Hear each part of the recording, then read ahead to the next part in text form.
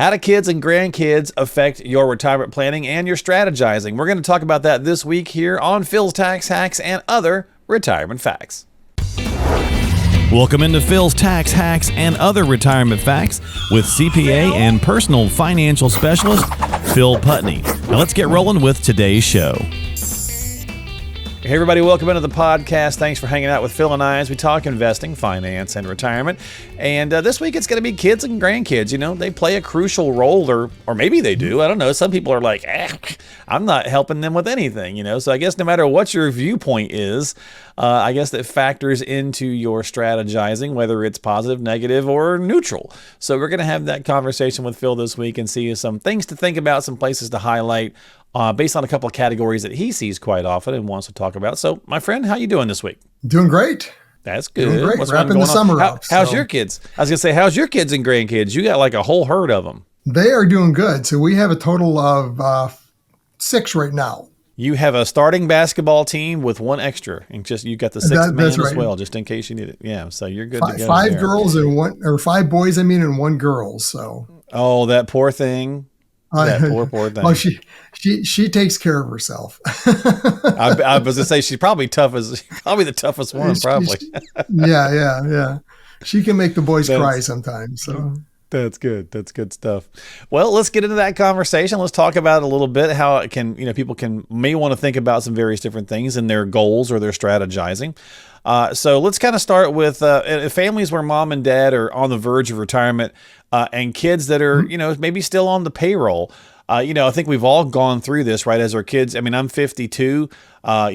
We've actually been empty nesters a lot longer than I think most people do, depending on your age. But we've been in pretty good shape. We've had our kid. We only have the one. We don't have a herd like you do, Phil. But she's been out of the house off the payroll now for about 7 years. Been pretty great. So, that certainly makes it, gives you space to kind of start putting extra away for your own retirement if you are behind the 8 ball. So that could be a very good thing for some people. There's a lot of they kind of chip away at some of those finances sometimes, even when they're still on the payroll as adults. Yeah, they do. And this is one of those pieces of the puzzle, so to speak, when you're coming up with, well, what do you need? What is that net monthly spendable income that you need as you get into retirement? So as you're starting to analyze and look at your expenses and you're going through and it's like, oh, wait a minute. So I'm still paying for their cell phone because you have the family plan, right? You just add another line, and I'm paying for their car insurance because they're on our insurance. And the Netflix and the Hulus and the whatever it is. You start to add it up. It's like, wait a minute, it's time for them maybe to be on their own. To kind of push them off and have their own expenses, especially as you're getting to retirement, because now you have a fixed income, so you need to better understand and manage what your expenses are. Unless, that's part of what you want to build into your retirement, but oftentimes it's one of those things that's the point, though. We'll lose. Well, that's the point. Yeah, let me stop you there and kind of have you drill down on that for a second. Unless that's what you want to do. And I think sometimes people don't diagnose what they want to do. So, if the government gives us, things like catch-up contributions when we get over the age of 50 so that we can put more money away for retirement. Right. And we also have the kids coming off the payroll, it does give you a chance to really shore up your retirement account. Now, if your plan is to leave them stuff when you pass or your grandkids, this is a great time to be sharing that with your advisor so that you can really build a strategy and a portfolio that accomplishes that, right? Versus, just kind of not talking about it or waiting till the last minute. Right. Yeah. It should be part of the overall discussion. And it is always when we're working with a client, especially in the beginning stage and putting the plan together, is understanding, what is your desire? Do you want to leave money to kids, grandkids, whatever it is? In the plan, is that part of it, but also specifically more in that retirement income, building out that net monthly income need. Well, what makes up that number? And this becomes more of a discussion if we run through the number and you say, okay, well, I need $8,000 a month, when we're working through the plan, and while 8,000 is going to be a little bit tight, right? It might not work, or it's a little closer than what we'd like to see. What's in that 8,000 is, do you have room to shave it down? And that's maybe where some of the, the kids on the payroll, so to speak, you can look at to say, okay, well, it's costing another 500-600 a month for, like I said, the cell phone, the insurance, all the different things that you've been used to paying all your life. Now you're in retirement. If you can still afford it and it's part of what you want to do, great. But Great. if you Right. can't, if the plan doesn't work at that, then time for them to sprout their wings, so to speak, and be on their own. So, Spread your wings, baby bird, and fly. Right? Yeah. So, yeah. all right. So that's for folks who maybe are empty nesters, maybe in a great position like myself or whatever. Yep. But what about people who have had kids later in life? All right, and maybe college is still on the payroll. Maybe there's some things you're still dealing with. That's that. A lot of folks run into that too. So how do you kind of guide or some suggestions there? Well, it's all part of, again, that overall plan. If they do have kids that are at college age, they're helping fund a portion or all of that. And, it's in the early stages of retirement, or even, 3 to 5 years prior to retirement. I mean, that's got to be part of the plan to run the numbers. And like we talk, all the time, it's about the math, right? Run the math to see, well, does it work? And I mean, if that's really a desire, great. Let's build it into the plan and see if it works, if you can afford to do that. If you can't, well, then there's always a couple of different levers we can pull, right? I mean, one of them would be, well, maybe you can't retire as early as you'd like if your desire is to really help pay for college.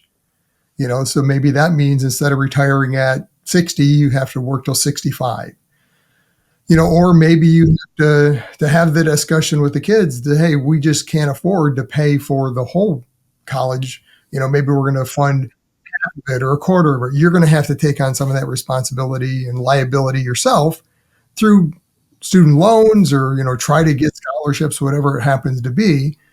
But again, it comes down to having that knowledge ahead of time, running the numbers to see, does it work? And I always like to say, let's start with what you want. Don't worry about, I don't know if this is going to work. Let's just, what do you want? If it worked perfectly, what would you like to see? Okay, you want to pay for college at 100%. You want to retire at this age within reason, right? I mean, if you got $100,000 and you say, I want to retire and make 100 a year, well, it's not going to work.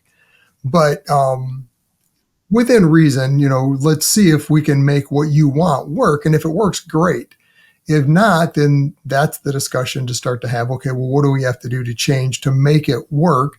Maybe it's not the ideal scenario, but some version of that with some manipulation. Well, and if you're younger and and a lot of our people that check out our podcast are a little bit older, but if you are younger and you're checking this out and you are thinking about how to pay for college or what you want to do, start talking with your advisor now, or start working with one, because a lot of changes to the Secure Act and things of that nature changed up some options a little bit. So it may be worthwhile to look at that strategy a little bit sooner than later, because you may have some more options at your disposal. So I think the same thing, Phil, might happen for grandparents as well, right? Make sure you're talking with your advisor, because there's some other options out there now. Right.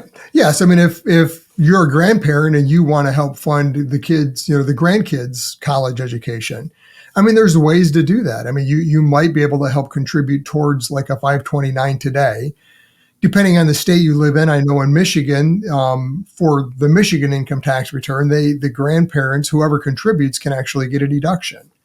So there might be a small incentive. It's not a huge incentive, because the Michigan tax rate's only 4.25%. So it's not like you're saving 15-20% like you might on the federal. But I mean, it's something. Or, maybe the grandparents, it's more, well, when I pass, I want to make sure that, money that's left goes towards grandkids' education. If there's that kind of an age difference, if, maybe you've got some really young grandkids, in your scenario. So again, it's all about having the discussion, setting those goals out there. What is it that you want to have? And that should be a discussion you have with your advisor ahead of time, so that they're better able to give you advice on what they would recommend to make that happen. All right. So if we're talking about some different places, we talked a little bit about, kind of schooling there. We kind of started off talking about, the fact that if you're, an empty nester and you can start putting money away. So let's talk about for aging parents who maybe need their kids to take care of them, or they're counting on it. I mean, I know that no one wants to be a burden to their kid, but I guess at some point, maybe if you realize your financial situation is what it is, you may not have a choice other than relying on them. So you've really got to strategize this and think this through, and help and get both parties involved so that you can be better prepared. No one wants to kind of have to deal with these bills out of the blue. Right. Yeah, and this is, a discussion again we have with all our prospective clients as we're getting to understand their financial scenario. We always ask, is there anyone that you might have to provide financial responsibility for later in life, like an aging parent?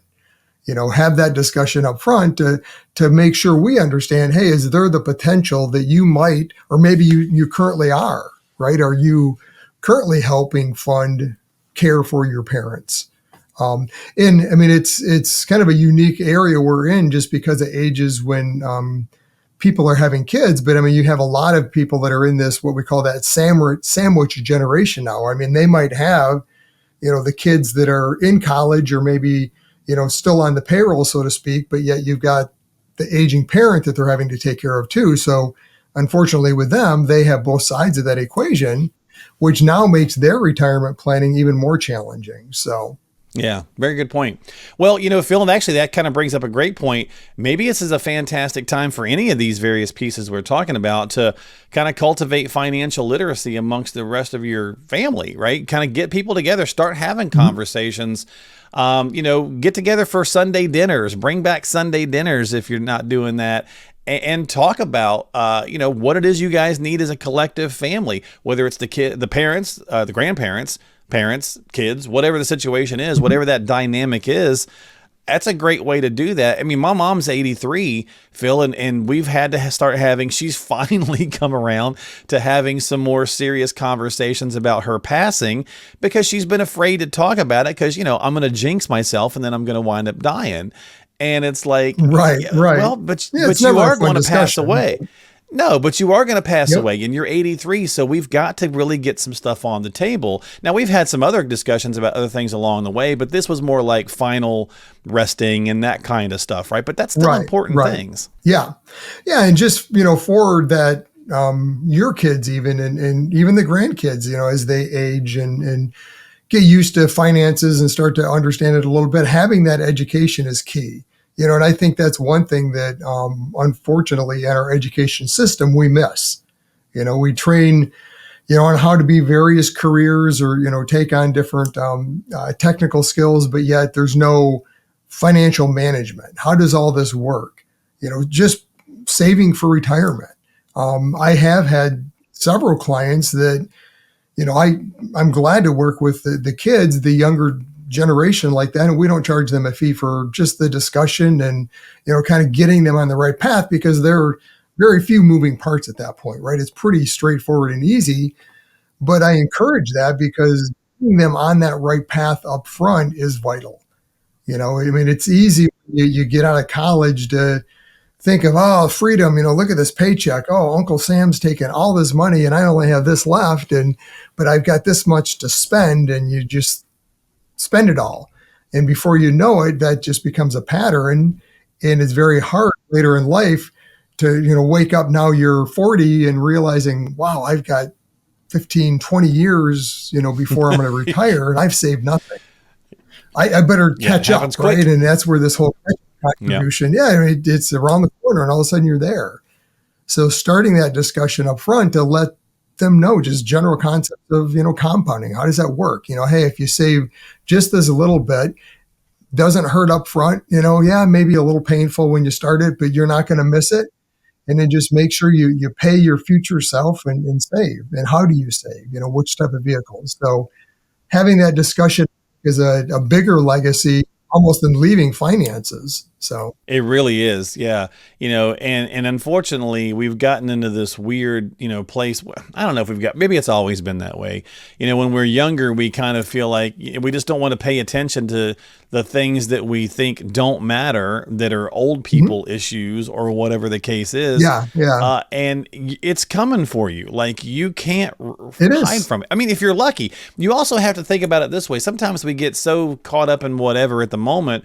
If you're lucky enough to see retirement, you've done some things right, right? I mean, you've lived a Right. long life and you've hopefully had a good life, but at the same time, things are coming. Age is coming.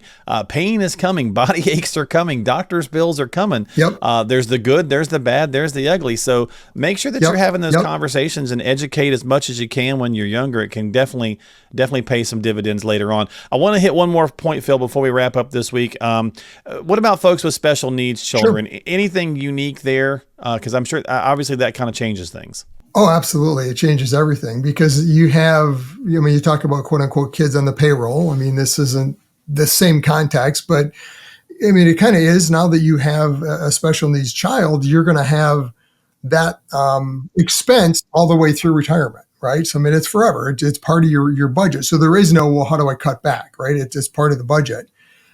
So, I mean, it plays into that and what that retirement looks like for you because it changes that picture too. But the bigger side that I think often is missed when you have a special needs child is how that money gets passed down to them. You've got to be very conscious of how that money is structured to be left to them.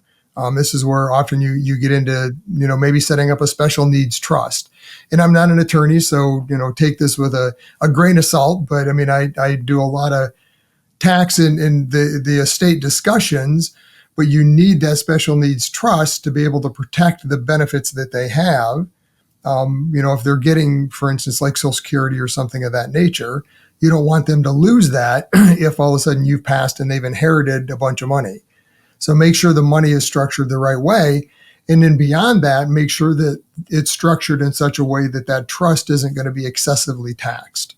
So yeah, if you do have a special needs child, that's a big discussion. It's a whole nother topic that you have to delve into to make sure not only today that it's built into the plan, but for those future years, because if it's not structured properly from an estate standpoint, you could end up paying Uncle Sam a substantial portion of those assets that you've kept for your son or daughter that's special needs just because it wasn't structured properly from a tax standpoint. The Tax Smart Retiree is your comprehensive guide to mastering tax efficiency for a flourishing retirement. You will find indispensable advice and actionable strategies designed to enhance tax savings, maximize Social Security benefits, protect against market volatility, and develop a customized retirement plan. To get your free ebook, click the link in the show notes of today's episode and download your copy of the Tax Smart Retiree right now. All right. So, kids, grandkids, whatever the situation might be, you want to make sure you're strategizing, planning, educating, whether you're 35 or 40 or, 55 or 60, it's important to have these conversations and work through them. So as always, if you got some questions, need some help, talk with your financial professional or get a financial professional if you don't have one. So don't forget to subscribe to us on Apple or Spotify or YouTube. Hit the thumbs up and ring the notification bell so you catch new episodes when they come out. And we appreciate your time as always. We'll catch you later here on Phil's Tax Hacks and other retirement facts. If you got those questions, reach out to Phil, 248-888-7530, numbers on the screen. And we'll see you next time right here on the podcast.